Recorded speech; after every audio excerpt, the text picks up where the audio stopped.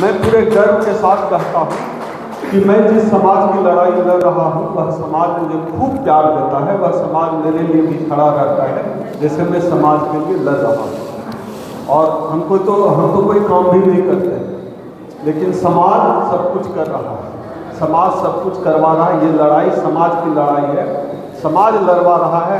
हम जैसे लोग, तमाम लोग जो है केवल मोहरे हैं। हम सब बाबा साहब ने अपने बच्चों की कुर्बानी की। माता सावित्रीबाई फुले के ऊपर गोबर फेंका जाता था, उस समय तो कुछ था भी नहीं, उस समय था तो मनुस्मृति थी। और आज तो बाबा साहब डॉक्टर अम्बेडकर हम सबको संविधान देकर गया है कि देश का चाहे कोई भी बड़ा नेता हो, अगर वो संविधान के खिलाफ बात करेगा, अगर वो अनटचेबिलिटी के मामले पर बात करेगा, अगर हमसे भेदभाव करेगा, छुआछूत करेगा, अगर वो मनुस्मृति की बात करेगा तो हम उसकी जीभ खींच लेंगे। यह ताकत बाबा साहब डॉक्टर अम्बेडकर के करेंगे। साथियों, बहुत गजब का दौर है। एक तो देखिए कि आपके यहाँ भी आ रहा है, एक लौटा है, आ रहा है, बाबा अपने को कहता है, क्या नाम है उसका? नाम ही बताते उस लड़के का। हाँ वही धीरेन्द्र। हाँ, अपने को बाबा कहता है। और पहले अभी यात्रा निकाल रहा था, वो हिंदू एकता यात्रा, बोला जाति खत्म कर देंगे। यार, तो बाबा साहब डॉक्टर अम्बेडकर जो है नहीं कर पाए, हम लोग लड़ रहे हैं पर हम जाति खत्म करने चले। तो आप समझिए, जब ब्राह्मण जाति खत्म करने की बात करता है, इसका क्या मतलब होता है? इसका मतलब जाति श्रेष्ठता खत्म करने की बात नहीं हो रही है। इसका मतलब होता है कि ब्राह्मण नेतृत्व स्वीकार करे, समभाव, बराबर का भाव आ जाओ। वो जो है हिंदू एकता बना रहा है, कोई हिंदू राष्ट्र नहीं बना रहा है। नहीं, रोज सुनते हैं ना, हिंदू राष्ट्र, वो भी बोलता है, लड़का भी बोलता है हिंदू राष्ट्र, हिंदू राष्ट्र बनाएंगे। हमने उसको चैलेंज किया और आज इस भिलाई के इस मंच से भी चैलेंज करते हैं, जितना हिंदू राष्ट्र वाला बाबा है, अगर औकात है, हम मोहन भागवत को भी चैलेंज करते हैं, अगर औकात है, एक हिंदू टोला, एक हिंदू मोहल्ला बना के दिखाओ, हिंदू राष्ट्र बाबा बना दे। भाई, कोई चमार है, कोई मुसहर है, कोई मेहतर है, कोई राजपूत है, कोई ब्राह्मण है, कोई ठाकुर है, कौन हिंदू है? हम हिंदू हैं।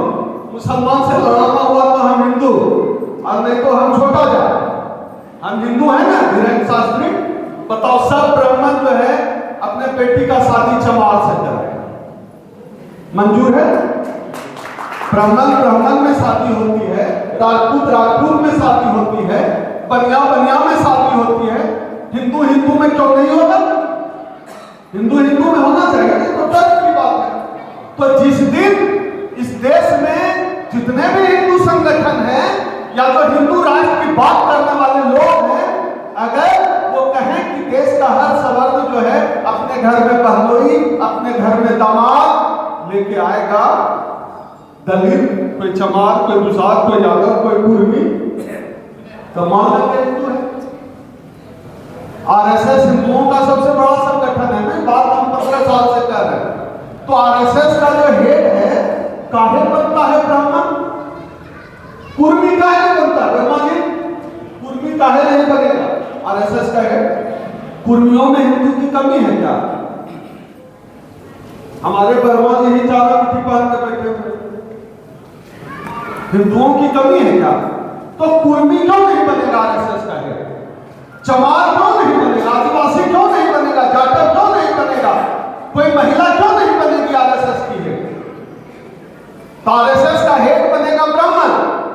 ब्राह्मणों में भी देखिए बड़ा दिलचस्प है, ब्राह्मणों में भी सब ब्राह्मण नहीं बन सकता, चित्पावन ब्राह्मण ही बनेगा। आरएसएस का हेड हमारे यहाँ बहुत वैरायटी का ब्राह्मण है। हम तो ब्राह्मण मामलों के विशेषज्ञ माने जाते हैं।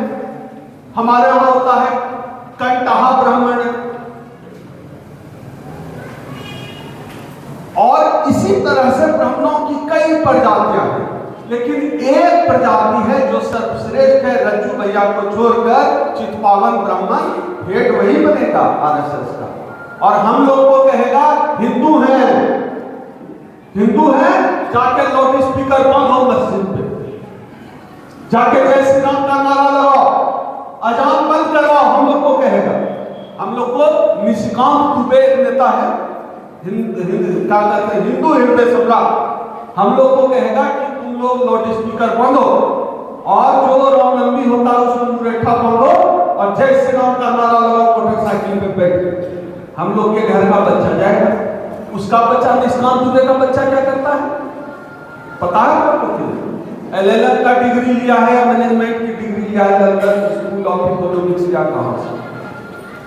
शिवराज सिंह चौहान तो आपका पड़ोसी है, उसका दोनों बेटा भी विदेश में डिग्री लिया है। अमित शाह का बेटा BCCI का चेयरमैन, राजनाथ सिंह का बेटा विधायक मंत्री, गिरिराज सिंह का बेटी दामाद विदेश में, निशिकांत दुबे का बाल बच्चा विदेश में, सबका अनुराग ठाकुर का बाल बच्चा विदेश में, सब विदेश में पढ़ाएगा वो अपना बच्चा को। और हम लोग को कहेगा कि अब हिंदू राष्ट्र बनाना है, हिंदू खतरे में है, हिंदू बचाओ। हम लोग हिंदू बचाएंगे, SC ST OBC का हम लोग का काम है हिंदू बचाना, उन लोग का काम है अपना परिवार बचाना। इस खेल को समझिए, इस खेल को समझना होगा। मैंने बात ही यहीं से इसलिए शुरू की कि आपके यहाँ लड़का आता है प्रवचन देने और हिंदू राष्ट्र बनाएगा, इसीलिए मैंने उसी से बात शुरू की। एक अंधा बाबा है, आंख से कम दिमाग से ज्यादा अंधा है, बूढ़ा हो गया है, नाम उसका भी कोई बता दीजिए। बाबा रामदेव। वो तो अपने समाज का है, अपने खेत का खाना बैगन भी जो है ना वो अपना होता है। हाँ, राम भद्राचार्य दिमाग से ज्यादा अंधा है, आंख से कम अंधा है। वो कहता है कि देश का जो है देश मनुस्मृति से चले, संविधान से ऊपर है मनुस्मृति, और डॉक्टर अंबेडकर को स्वीकार नहीं करता है। समझिए क्या चल रहा है। और हमारे लोग खुश हो रहे हैं सुन के, हमारे लोगों को भी नहीं पता है। हमारे लोगों से मतलब है SC OBC समाज के लोग बाबा मान रहे हैं, उसको जाके जो है उसका एक कोई बाबा का तो अभी वीडियो वायरल, आजकल पैर धोके लोग पी रहा है। यार कितने गंदे लोग पैर धोके, और हमारे समाज का लोग कोई ब्राह्मण पीता है, बाबा का पैर धोके कोई ब्राह्मण पीता है, कोई बुनियाद पिएगा? हम लोग के जात समाज का आदमी पी रहा है बाबा का पैर धोके। और वो जो अकल का अंधा है कहता है मनुस्मृति देश का संविधान।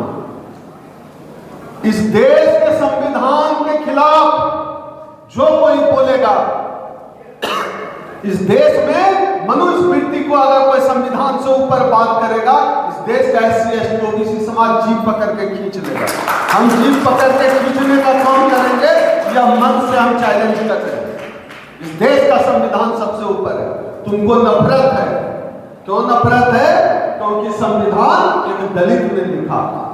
तुमको नफरत है संविधान से, क्यों नफरत है? क्योंकि धारा अनुच्छेद 340 से OBC को आरक्षण दिया गया। बहुत दिक्कत है OBC से, इनको OBC से बहुत दिक्कत है। कहां कहां दिक्कत है समझिए। इस देश में 200 से ज्यादा जो है सेक्रेटरी बैठते हैं PMO में, जो देश चला रहे हैं। उसमें कितना OBC है पता है आपको? बताइए कोई, कितना होगा? 2% मतलब हो गया 2 दिया 2 2 4 5 होगा कम से कम। नहीं, आप लोग को पता है कितना है? कितना OBC है PMO में जो पूरा देश चला रहा है? बताइए कितने OBC महासभा वाले भी हैं? हाँ साहब बताइए साहब जी। 0 देश जो चला रहा है वहां आपका एक भी OBC नहीं है। आज तक इस देश का जितना चीफ जस्टिस ऑफ इंडिया बना, कितना OBC बना है? कितना? 0। आप चीफ जस्टिस ऑफ इंडिया नहीं है, केंद्रीय विश्वविद्यालय में कुलपति नहीं है, आप PMO में नहीं है, आप कहां हैं? आप कांवर लेके जा रहे हैं। आप कहां हैं? आप बाबा का पैर धो के पी रहे हैं। आप कहां हैं? आप मंदिर में घंटा बजा रहे हैं। एक बार किसी ने मुझसे पूछा था, इस देश का जो Dalit chief justice of India, OBC की आबादी 80%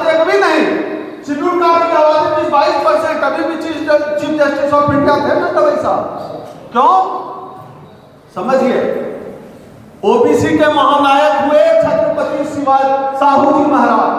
छत्रपति साहू जी महाराज को ओबीसी समाज बाद में माना, शेड्यूल कास्ट समाज ने पहले माना।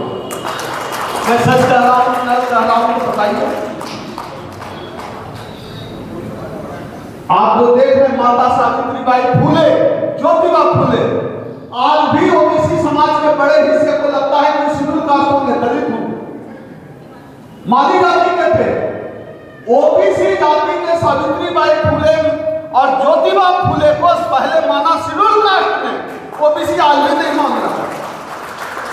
मैं जिसके घर में रहता हूं दिल्ली में, मकान मालिक उसी की जाति के, उनको पता ही नहीं है कौन है ज्योतिबा फुले सावित्रीबाई।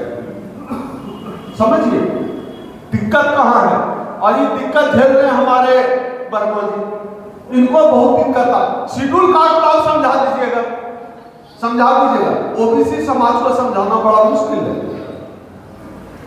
सबसे शेड्यूल कास्ट की हमारी नहीं हो पाती, आप लोगों को पता है कि नहीं। लड़ने वाली कौन है संवैधानिक अधिकारों पर बात करके। इस देश में जब मंडल कमीशन की लड़ाई चल रही थी, ओबीसी के लिए था मंडल कमीशन, और मंडल कमीशन के पक्ष में लड़ रहा था शेड्यूल कास्ट, और उसके खिलाफ था ओबीसी, जो कि उस मंडल कमीशन का लाभार्थी होता, जिसके लिए मंडल कमीशन था। अभी हमारे प्रदेश अध्यक्ष जी बोल रहे थे ओबीसी महासभा के मंडल कमीशन की चर्चा, क्या यह बात है कि नहीं। ओबीसी अपने ही अधिकार के खिलाफ लड़ रहा था। तो आपको अब एक समाज है यादव समाज, उसको समझा दिया जाता है कृष्ण तुम्हारे ग्रह थे, अब हम लोट हुआ जा रहा है कृष्ण हमारे वंशज है। भाई ललई सिंह यादव को मानो ना, अपना पुरखा आदरणीय लालू प्रसाद यादव को मानो ना। हम बिहार के हैं, लालू जी को लेकर, आदरणीय लालू जी को लेकर, या जो देश का जो सवर्ण मीडिया है, इस देश का जो ब्राह्मण मीडिया है, इस मीडिया ने जाने इतनी अभद्र टिप्पणियां की। लोगों, हमारे ही लोग लालू जी को कहते हैं चारा चोर। अगर लालू आपको चारा चोर लगते हैं तो कहीं जाइए, अगर आप ओबीसी हैं, शेड्यूल कास्ट हैं, शेड्यूल ट्राइब हैं, और लालू जी आपको चारा चोर लगते हैं, तो चुल्लू भर पानी लीजिए, जाके डूब मरिए। आप उसी लायक, आप इसी लायक हैं कि आप वाइस चांसलर नहीं बन सके, आप इसी लायक हैं कि आप चीफ जस्टिस ऑफ इंडिया नहीं बन सके। आप डिजर्व करते हैं अगर लालू जी आपको चोर लगते हैं। मीडिया का परसेप्शन समझिए। ये जो देश का मीडिया है ना, जो 8 बजे हम लोग इतना बड़ा मुंह खोल के टीवी देखते हैं, कोई दलित का मुद्दा हो, आदिवासी का मुद्दा हो, आर्थिक मुद्दा हो, सामाजिक मुद्दा हो, राजनीतिक मुद्दा हो, वर्मा शर्मा ब्राह्मण सब ब्राह्मण महासभा लगा के बैठा हुआ है। आप नहीं है वहां, ना आपका एंकर भी ब्राह्मण, कांग्रेस का प्रवक्ता ब्राह्मण, बीजेपी का प्रवक्ता ब्राह्मण, जो डाटा एनालिसिस करने वाला बैठा हुआ है वो ब्राह्मण, राजनीतिक विश्लेषक ब्राह्मण, सब 8-10 ब्राह्मण मिलकर टीवी छेका हुआ है। और वो जो है ब्राह्मण महासभा टीवी डिबेट के नाम पे चल रहा है, उसका नाम हमने रखा है ब्राह्मण महासभा, जो शाम को 8 बजे से 11 बजे रात तक चलता है। और हमारे लोग इतना बड़ा मुंह खोल के देख रहे हैं, और वहां से परसेप्शन तय होता है, आपके दिमाग को बदल दिया जाता है। इस खेल को समझिए। और तमाम, अब तो बहुत कम लोग अखबार पढ़ते हैं, या टीवी और अखबार आपको बीमार करा रहा है। हम मानसिक रूप से बीमार हो जाएंगे अगर टीवी और अखबार, टीवी में अगर अभी कह दे कि 2 बजा है या 2:30 बजा है, तो आप समझिए गलत बोला, इतना झूठा। जो बोले उसका उल्टा समझिए। ये स्थिति है, भारतीय मीडिया की ये स्थिति है। लेकिन मैं मीडिया की चर्चा नहीं करूंगा, मैं चर्चा करूंगा मंडल कमीशन के तमाम सिफारिशों को लागू करने की। वो क्यों नहीं लागू कर रहे मंडल कमीशन की तमाम सिफारिशें? मुझे तो लगता है ओबीसी समाज के अधिकांश लोगों तक, अभी हमारे प्रदेश अध्यक्ष ओबीसी महासभा के हैं, साहू जी पहुंचा भी नहीं पाए होंगे कि मंडल कमीशन क्या है। मंडल कमीशन ओबीसी समाज के लिए बना, उसका 2% मुश्किल से सिफारिश लागू हुआ है। और मंडल कमीशन की सिफारिश लागू करने के लिए सबसे अधिक जो SC/ST के जो संगठन है वो आगे बात कर रहे हैं।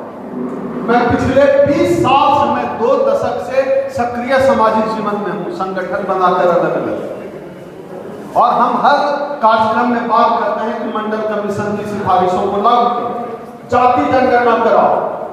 अब देखिए, इस देश में जब जनगणना होती है, कुत्ता गिन लेते हैं, बैल गिन लेता है, आपके घर में रखा हुआ साइकिल गिन लेता है, लेकिन OBC को गिनने में दिक्कत है। क्यों गिनने में दिक्कत हो OBC समझते हैं? इसलिए दिक्कत है कि अगर OBC जाति जनगणना हो गई तो पता चल जाएगा कि OBC जिसको जज बनना था उसकी थाली का खाना कौन खा गया। अगर जाति जनगणना हो गई तब आप समझ जाएंगे कि आपके शरीर पे जो कोट पैंट करना था वो क्यों नहीं आया, कौन आपके शरीर का कपड़ा नोच रहा है। अगर जाति जनगणना हो गई तब आप जान जाएंगे कि आपके जात का केंद्रीय विश्वविद्यालय का वाइस चांसलर क्यों नहीं बनता। ये सवाल आप पूछने लगेंगे, आप सवाल पूछने लगेंगे, इस देश में ब्राह्मणों की आबादी 3% है, 100% जज कैसे बना हुआ है। ये सवाल आप पूछने लगेंगे जब जाति जनगणना हो जाएगी। इसलिए इनको जाति जनगणना से डर लगता है। हम डर समझते हैं इनका, हम इनका डर दूर करेंगे। सामाजिक आंदोलन के दबाव में इन्होंने जाति जनगणना की घोषणा की है। और अभी जैसा कि साहू जी कह रहे थे कि दबाव बनाए रखना पड़ेगा, जाति जनगणना के मुद्दे को नहीं छोड़ना है, दबाव बनाए रखना पड़ेगा। दूसरा, आज की तारीख का जो सबसे बड़ा मुद्दा है, अगर इस देश में आप लोकतंत्र पसंद है, अगर आप संविधान पसंद है, आप कैसे चीजों को तय करते हैं? वोट से तय करते हैं, वोट देते हैं। क्या इस सदन में जितने लोग बैठे हुए हैं उन सबको यकीन है कि आप जिसको वोट दे रहे हैं उसी को ज्यादा? हाथ खड़ा करके बताइए, यकीन है? आपने जिसको वोट दिया उसी को वोट मिला, आप लोगों को विश्वास है इस बात पर? आज इससे अधिक शर्मनाक बात क्या हो सकती है कि आप वोट दे रहे हैं और आपको पता भी नहीं है कि आपने किसको वोट दिया। और जब हम कहते हैं कि ईवीएम को टेम्पर्ड किया जा सकता है, किया जा सकता है, कहता है कि नहीं किया जा सकता। अच्छा, अभी कुछ समय पहले जो है चांद पे रोवर भेजा था इसरो ने, रोवर खराब हो गया। इसरो के वैज्ञानिकों ने प्रेस कॉन्फ्रेंस करके कहा था, मैं ऑफिशियल कर रहा हूं, प्रेस कॉन्फ्रेंस करके कहा था कि हम उसको रिपेयर करें। अच्छा, लाखों किलोमीटर दूर रोवर खराब हुआ है, तुम यहां से रिपेयर कर रहे हो और ईवीएम बगल में रखा हुआ है, वो हैक नहीं हो सकता। मतलब हम लोगों को ये लोग गधा समझता है। बात समझ रहे हैं? हम लोगों को क्या समझता है? अब आप गधा हैं या घोड़ा हैं, यह तब साबित होगा जब ईवीएम के खिलाफ आप मुकम्मल लड़ाई लड़ेंगे। यह मैं इसलिए कह रहा हूं, आपका लड़ना क्यों जरूरी है। देखिए, मांगने से क्या मिलता है? क्या मिलता है मांगने से? भीख। क्या मिलता है? भीख। हक और अधिकार चाहिए ना, धक्का धुक्की करना होगा, रगड़ा रगड़ी करना होगा। आपको क्या लगता है जिसके सामने जो यादव समाज है वो गाय दूध के पहुंचाता था धोती पहन के और नंगे बदन, वो चाहेगा कि डीएम बन जाए, कलेक्टर बन जाए। जिसके सामने कुर्मी समाज जो है सब्जी लगाता था, लोग के पहुंचाता था, लोहार जो है लोहा पीटता था, उसके सेवा में लगा रहता था, उसको लगेगा कि ऐसे जैसे एकदम झकझक कुर्ता पैजामा पहन के देखिए वर्मा जी कैसे चमक रहे, लाल लाल पसंद आता होगा उसको। जिसके सामने जो है देश का दलित जो है नंगे पांव चला, जूता माथा पर लेकर चला चप्पल, जो है आज जो है जूता पहन रहा है 8,000 का, जो पहने 8,000 का जूता एक साथी ने गिफ्ट किया। आपको क्या लगता है? तो बर्दाश्त हो रहा होगा उनको? ऐसे मेरे ऊपर इतना FIR करता है, नहीं बर्दाश्त होगा। और ये कहां से? मेरे दादा परदादा भैंस चराते थे, मैं अपनी घटना बता रहा हूं, मेरे दादा परदादा भैंस चराते थे और आज हम कोट पैंट पहन के यहाँ पे भाषण दे रहे हैं। कैसे संभव? अगर बाबा साहब डॉक्टर अंबेडकर नहीं आते, इस देश का संविधान नहीं लिखते, तो अधिक से अधिक क्या हो सकता था? मेरे दादा एक भैंस चराते थे, हम 3 भैंस चराते थे। आप सब पूछिए कि आपसे ऊपर 2 पीढ़ी 3 पीढ़ी के लोग क्या कर रहे हैं, आप वही कर रहे होते। ये जितनी महिलाएं बैठी हुई है, इसमें से कुछ महिलाएं जो है सरकारी नौकरी में होंगी, सामाजिक राजनीतिक जीवन में होंगी। अगर बाबा साहब डॉक्टर अम्बेडकर नहीं होते तो मैडम जो आज बैठी हुई पैर पे पैर चढ़ाकर यह ताकत आती कहां से आई है ताकत? यह ताकत बाबा साहब डॉक्टर अम्बेडकर या बाबा साहब डॉक्टर अम्बेडकर के संविधान में दिया। नहीं तो उनका तो फॉर्मूला है ढोल गवार शुक्र पशुकारी सकल तालमा के अधिकार, उनका तो एक फॉर्मूला था। बाबा साहब डॉक्टर अम्बेडकर ने कहा चुप, गधा कहीं का नहीं चलेगा, सब बराबर है, एक किताब लिख के दे दिया, सब बराबर है, ढोल सब नौटंकी नहीं चलेगा, महिला भी बराबर है, महिला को भी संपत्ति में भी अधिकार देना होगा। बाबा साहब ने बहुत क्रांति कर दी कि दुनिया बदल गई। तो यह कहा जाता है बाबा साहब दलितों के नेता है। अच्छा, दलितों के नेता, महिलाओं के नहीं। हिंदू कोड बिल पर तो बाबा साहब ने इस्तीफा दे दिया था। बाबा साहब हर भारतीय के नेता हैं, इस बात को आपको समझना पड़ेगा। और मैं सवर्ण समाज से भी कहता हूं, मैं सवर्ण समाज से भी कहता हूं कि बाबा साहब तुम्हारे भी नेता ही बताइए, आपके घर में आपका 4 बेटा है, 4 बेटा में 2 बेटा बीमार हो, 2 बेटा स्वस्थ हो, आपका मन लगेगा? आपका घर खुशहाल है? चारों जब तक स्वस्थ नहीं होंगे तब तक खुशहाली नहीं आ सकती। इस देश का SC ST OBC समाज का आपने हर अधिकार मार के उसको बीमार कर दिया, कमजोर कर दिया। और मेरिट की तो बात मत करिएगा कि जिसमें मेरिट पाएगा बना दिए। मेरिट जो है ना खाली धुआं है, आग कहीं नहीं है, मेरिट खाली धुआं है। कल मेश्राम साहब के साथ जब जा रहे थे तो बहुत बच्चे भी लपक जाते हैं गाड़ी में, 10 रुपया 5 रुपया दे दो। अब मैं बता रहा हूं, जो चौक पर आपसे बच्चा कार का शीशा ठोक कर, पटेल साहब कार का शीशा ठोक कर जो बच्चा आपसे 2 रुपया 5 रुपया मांग रहा है, उस बच्चे को आप यहाँ के पब्लिक स्कूल में भर्ती करा दीजिए। अभी तो वो बच्चा जाहिर है बड़ा होकर चोर बनेगा, मजदूरी करेगा या पोषण से मर जाएगा, लेकिन किसी पब्लिक स्कूल में भर्ती करा दीजिए। खराब स्थिति में भी डॉक्टर न बन सके तो इंजीनियर तो जरूर हो जाएगा। तो मेरिट की कमी तो नहीं थी, अवसर की कमी थी। मेरिट केवल और केवल अवसर का नाम है, बाकी किसी भ्रम में मत रखिए। मेरिट केवल और केवल अवसर का नाम है। हमको अवसर मिला तो हमने दशरथ मांझी बनकर पहाड़ का सीना चीर दिया। हमको अवसर मिला तो हमने डॉक्टर अम्बेडकर बनकर दुनिया का सबसे बड़ा किताब संविधान लिखकर करोड़ों लोगों को हमसे अवसर छीना गया और अब हम अवसर को छीन रहे हैं। अब अवसर को हमको छीनना पड़ेगा, उसके लिए धक्का मुक्की करना पड़ेगा, रगड़ा रगड़ी करना पड़ेगा। इतना आसान नहीं है कि कोई आपको ऐसे प्लेट में आपका हक अधिकार दे दिया। प्लेट में तस्तरी में कोई नहीं देने वाला है, आपको छीनना पड़ेगा। और छीनने की जो लड़ाई है कोई अकेले नहीं लड़ सकता है। SC ST OBC समाज को एक साथ मिलकर छीनने की लड़ाई को लड़ना पड़ेगा। और इस देश में मुश्किल इसलिए भी है क्योंकि आज धर्म भारी है विज्ञान पे। यह लड़ाई बहुत आसान नहीं है। आपके घर में आपके मोहल्ले में शिव चर्चा हो रहा है, भीम चर्चा नहीं हो रहा है। यह लड़ाई आपके लिए मुश्किल है। यह लड़ाई शारीरिक नहीं है, यह लड़ाई यहां से लड़नी पड़ेगी। यह लड़ाई वैचारिक है, यह लड़ाई सांस्कृतिक है। यह जो यथा स्थितिवादी समाज है, यह जो जातिवादी समाज है, जो समाज जाति में जीता है, जाति में मरता है। और आजादी के 7 दशक बाद जब इस देश का प्रधानमंत्री कहता है कि हम विश्व गुरु बन रहे हैं, उस समय मुझे याद आता है कि मध्य प्रदेश में किसी आदिवासी के ऊपर कूट दिया गया।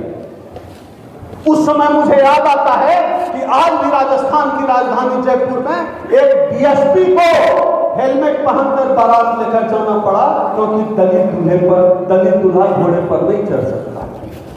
जब कोई कहता है कि हम विश्व गुरु बन रहे हैं, तब मुझे याद आता है कि आज भी इस देश में दलितों को मूंछ रखने की आजादी नहीं है। तब मुझे याद आता है कि ओबीसी समाज के कथावाचक को किस तरह अपमानित किया गया उत्तर प्रदेश में। तब मुझे याद आता है इस देश में आज भी जो है SC ST OBC समाज इनके लिए 2M दर्जे का नागरिक है। हमको तो इंसान ही नहीं समझते। हम तो इंसान बनने की लड़ाई लड़ रहे हैं कि हम भी इंसान हैं, बस इतनी सी बात मान लो। और जब हम इसके लिए आरक्षण की बात करते हैं तब वो कहते हैं क्रीमी लेयर। इनके पास बहुत सी गुफा है, बहुत नौटंकी है, क्रीमी लेयर लागू करो। ये बताइए कि जितना मंदिर का ट्रस्टी है कौन जात, बताइए कौन जात का लोग? ब्राह्मण।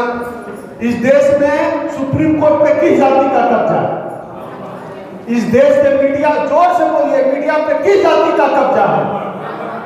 अच्छा, मलाई खा रहे हो तुम, क्रीमी लेयर लगेगा ओबीसी और SC ST पे, पढ़ाते हो।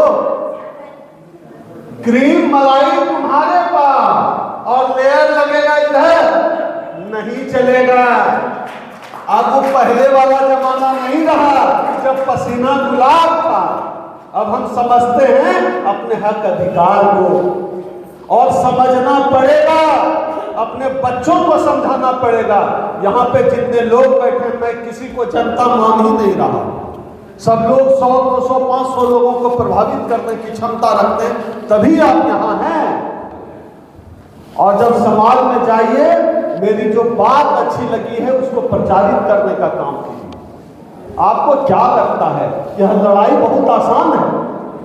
यह लड़ाई बहुत मुश्किल है और आने वाले समय में और मुश्किल होने वाला है। आप लोगों में से कुछ लोगों को याद होगा इस देश में रोहित वेमुला कांड हुआ था। एक हैदराबाद विश्वविद्यालय का छात्र, उसको सुसाइड करना पड़ा था। अब सुनिए मैं जो कह रहा हूं कितनी महीन चाल खेलता है। जब इस देश में रोहित वेमुला के मामले पर पूरे देश में आंदोलन हुआ, तब जो है सरकार ने कहा कि वो दलित था ही नहीं, वो तो ओबीसी था। आप लोगों को है ध्यान, आप समझिए, सरकार जब आंदोलन हो गया रोहित वेमुला के मुद्दे पर, सरकार ने कहा वो दलित नहीं था, वो ओबीसी था। आप समझे इसका कारण क्या है? दलित आंदोलन कर रहा है, दलित लड़ रहा है, अगर ओबीसी होगा तो ओबीसी तो घंटा बजाने में लगा होगा।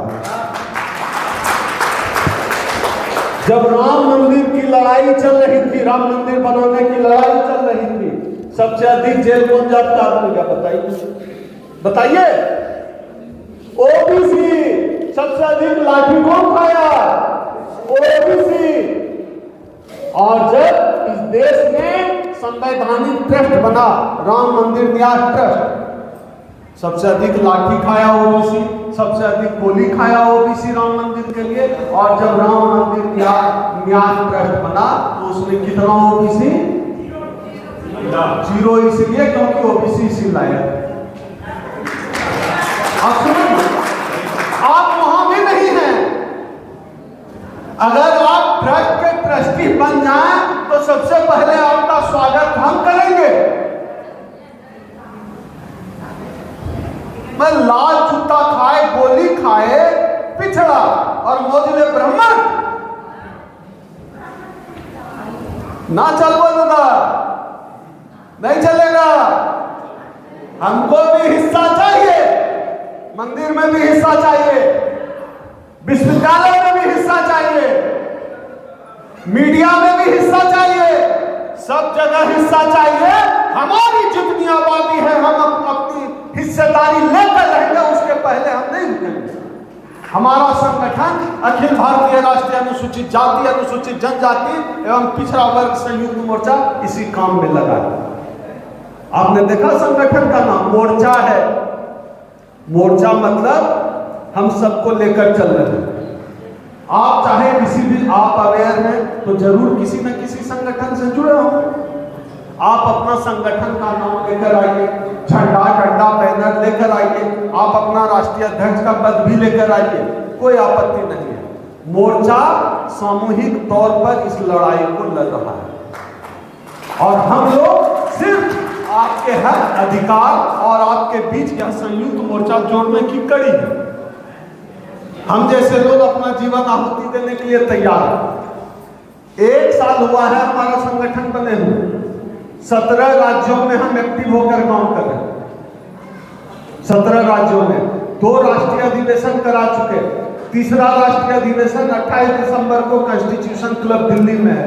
मैं बतौर राष्ट्रीय अध्यक्ष आप तमाम साथियों को आमंत्रित करता हूं, आइए दिल्ली के हमारे आंदोलन में, हमारे राष्ट्रीय अधिवेशन में 28 दिसंबर को। हमारे पटेल साहब ने सहमति भरी है। लेकिन एक बात आपने सोचा है कि हम जैसे लोग, वर्मा जी जैसे लोग, अनिल मेश्राम जी जैसे लोग कैसे लड़ रहे हैं? सोचकर देखिए। आपके हिस्से की लड़ाई हम लड़ रहे हैं। आपके हिस्से की लड़ाई हम लड़ रहे हैं। हम अपनी ही लड़ाई नहीं लड़ रहे हैं, आपके भी हिस्से की लड़ाई हम लड़ रहे हैं। आपको भी अपना हिस्सा देना होगा। अब अनिल मेश्राम जी जैसे बहादुर लोग बहुत कम हैं जो नौकरी में होते हुए भी क्रांति करे फिरते हैं। हम तो मना करते हैं अपने पदाधिकारी, लेकिन जिनके अंदर जज्बा है समाज के लिए, अपनी आने वाली पीढ़ी के लिए, आपको योगदान देना चाहिए लड़ाई में। कैसे लड़ेंगे हम जैसे लोग? अब हमारे ऊपर मुकदमा है, कोर्ट में जाने का, बेल करवाने का पैसा नहीं, कहां से? अभी हमने कॉन्स्टिट्यूशन क्लब में कार्यक्रम करने का बीड़ा उठाया, कई लाख रुपया खर्च होगा। कार्यक्रम अनाउंस कर दिए, तैयारी में लग गए और हाथ में कटोरा लेकर भीख मांगने को निकल गए। समाज का काम है, नहीं लड़ेंगे, नहीं बात करेंगे, एजेंडा तय नहीं करेंगे एक जगह पे। एजेंडा आपका भिलाई में बैठकर तय नहीं होगा, रायपुर में बैठकर तय नहीं होगा, पटना में बैठकर तय नहीं होगा। एजेंडा तय करना होगा दिल्ली में बैठकर, जहां सब आ सके। और एजेंडा तय करने के लिए कि आने वाले समय में SC ST OBC समाज का जो मुद्दा क्या होगा, किस एजेंडे पर लड़ेंगे। आज की तारीख में आप लोग कितने लोग हैं जो कि लड़ रहे हैं निस्वार्थ भाव से, जो 1 दशक पहले तक जो इस देश में जिसको बहुजन मूवमेंट कहते हैं, जिसको SC ST OBC समाज का मूवमेंट कहते हैं, आपको दिख रहा एजेंडे हैं? किस मुद्दे पर लड़ रहे हैं? कोई मुद्दा है, कोई एजेंडा है? सब अपना अपना अपनी टपली अपना राग। बाबा साहब डॉक्टर अम्बेडकर ने कहा संगठित हो, हमारे लोग को सुनने में गलती हो गया। बाबा साहब डॉक्टर अम्बेडकर ने कहा संगठित हो, हमारे लोगों ने सुन लिया संगठन बनाओ। हर दूसरे गली में एक राष्ट्रीय संगठन है और हर तीसरा आदमी राष्ट्रीय अध्यक्ष बना हुआ है। बात सही ना हो तो बताइए। गली के 4 लोग भी आपको नेता नहीं मान रहे हैं, राष्ट्रीय अध्यक्ष का लेटर पैड कांख में दबा के घूम रहे हैं। आप बनाइए अपना संगठन, कोई बात नहीं, हम गलत भी नहीं मानते हैं, क्योंकि आप समाज का ही काम कर रहे हैं। लेकिन जो कॉमन इश्यूज हैं, जैसे आरक्षण का मुद्दा है, निजी क्षेत्र में आरक्षण का मुद्दा है, तो इस देश को जिन लोगों ने बनाया नहीं, जिन लोगों ने नाखून भी नहीं कटाया इस देश के लिए, वो लोग आज शूरवीर बने हुए हैं। वो देश को टुकड़ों टुकड़ों में बेच रहे हैं निजीकरण करके। निजीकरण का मुद्दा है। इन तमाम मुद्दों पर आपको लड़ना पड़ेगा एक जगह आके, एक जगह बात करनी पड़ेगी। इसलिए हम 28 दिसंबर को राष्ट्रीय अधिवेशन कर रहे हैं। एक और बात, हमने जो कहा कि हाथ में कटोरा लेकर निकले, यहाँ इतने लोग हैं, अभी हम सब लोगों से, हमारे राष्ट्रीय सचिव और प्रदेश अध्यक्ष भी मौजूद हैं छत्तीसगढ़ के, सब लोगों से अपील करते हैं, जितने लोग आए हैं अपने पॉकेट में जाने से पहले हाथ दीजिएगा और दिल्ली के आंदोलन के लिए आर्थिक सहयोग देकर जाइएगा। ये लड़ाई वर्मा जी की लड़ाई नहीं है, अनिल मेश्राम की लड़ाई नहीं है, ओम सुधा की लड़ाई नहीं है। यह लड़ाई आने वाली पीढ़ी के लिए है। और जब आने वाली पीढ़ी पूछेगी ना ये सब कुछ हो रहा था, तब आप चुप क्यों थे, आप जवाब नहीं दे पाएंगे। एक छोटी सी कहानी मैं जो हजारों बार कह चुका हूं, आपको भी सुनाता हूं। जंगल में लगी आग, सब जानवर भागने लगे। एक छोटी सी चिड़िया चोंच में पानी लाती और जंगल की आग में डाल देती। दूसरे जानवर ने पूछा चोंच भर पानी से क्या होगा, जंगल का आग बुझने वाला है क्या, भागो तुम भी। उस चिड़िया का जवाब आपको लाजवाब कर देगा। चिड़िया ने कहा जब इस जंगल के आग का इतिहास लिखा जाएगा तो मेरा नाम आग बुझाने वालों में से होगा। आज यह करो या मरो का दौर है। हम अपना आत्मसम्मान बचाने की लड़ाई लड़ रहे हैं, हम उस हक अधिकार को बचाने की लड़ाई लड़ रहे हैं जिसके लिए बाबा साहब डॉक्टर अम्बेडकर ने अपने बच्चों की कुर्बानी दी, जिसके लिए माता सावित्रीबाई फुले ने अपने कपड़ों पर गोबर बर्दाश्त किया, उस हक और अधिकार को बचाने की लड़ाई में आपकी भागीदारी जरूरी है। कोई जरूरत नहीं कि आप 100 रुपया देते हैं, 10 रुपया देते हैं या 10,000 देते हैं। अलग बात है, हमारे बड़े भाई जो है बैठे हुए पटेल साहब को हमने कहा कि आपको 50,000 देना है राष्ट्रीय सम्मेलन में, इन्होंने कहा है कि हम सहयोग करेंगे, ताली बजाइए इनके लिए। और आप तमाम साथी सब लोगों से अपील है कि वर्मा जी के पास आज देकर जाइएगा राष्ट्रीय आंदोलन के लिए। आपकी भागीदारी जरूरी है। हम क्यों कह रहे हैं पता है क्या? 10 रुपया दीजिए या 10,000 दीजिए, इसलिए कह रहे हैं कि कल जाकर अगर ओम सुधा ने बेईमानी कर दी, आरएसएस के पैर में लौट गया, कॉलर पकड़कर खड़ा करके आप पूछ सकते हैं कि हम अपने बच्चों का हिस्सा काट कर तुमको 500 रुपया दिए थे, कहाँ गया मेरा पैसा लौटाओ, मेरा विश्वास लौटाओ। इसलिए आपका सहयोग और समर्थन जरूरी है। समाज की लड़ाई समाज के संसाधन से लड़ी जानी चाहिए, तभी वह लड़ाई ईमानदार होगी, तभी आप अपने नेता से सवाल पूछ पाएंगे। आज भारतीय जनता पार्टी से चुनकर जा रहे हैं ना किसी समाज के नेता, आप किसी से सवाल क्यों नहीं पूछ पा रहे? क्योंकि आपने उनको समाज के नाम पर, आंदोलन के नाम पर जिताया नहीं।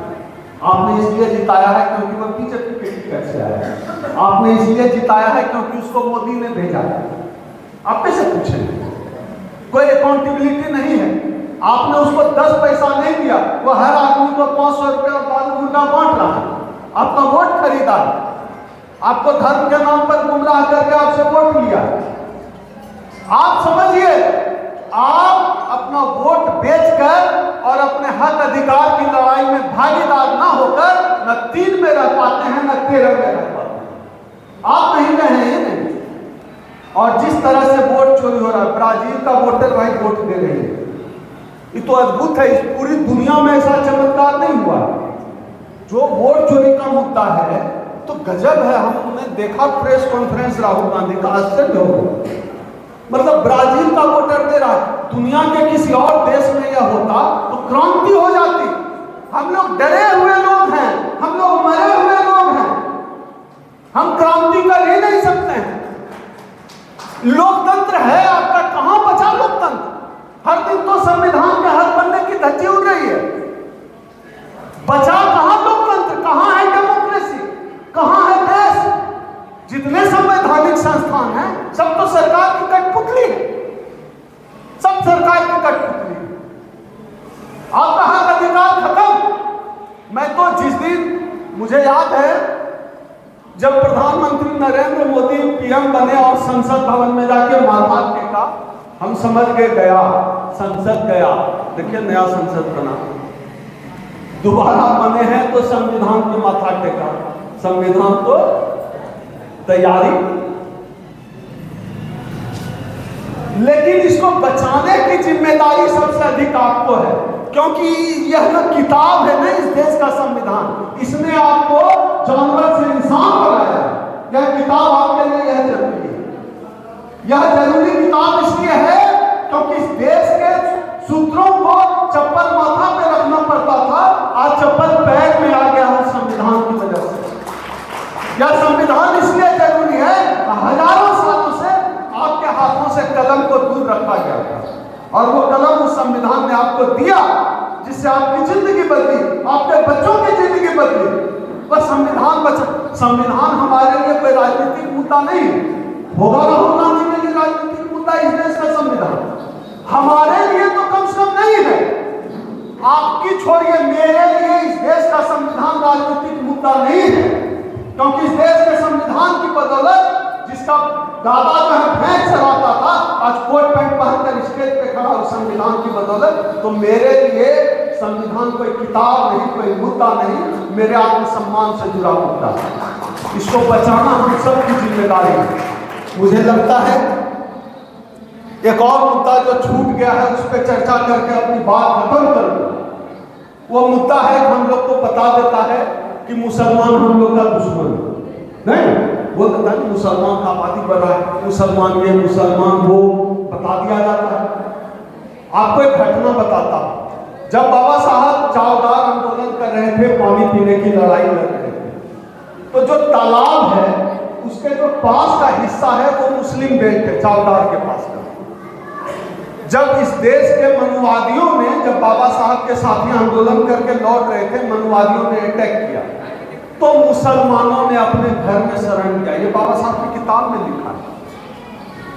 मुसलमानों ने अपने घर में बाबा साहब के साथियों को शरण दिया और हम लोगों को समझाया जा रहा है कि मुसलमान हमारा दुश्मन है और हम लोग ऐसे ऐसे करके मान रहे हैं कि मुसलमान हमारा दुश्मन है। कितना मुसलमान आप आरक्षण खा गया, बर्मन ओबीसी आरक्षण, कितना मुसलमान हुआ?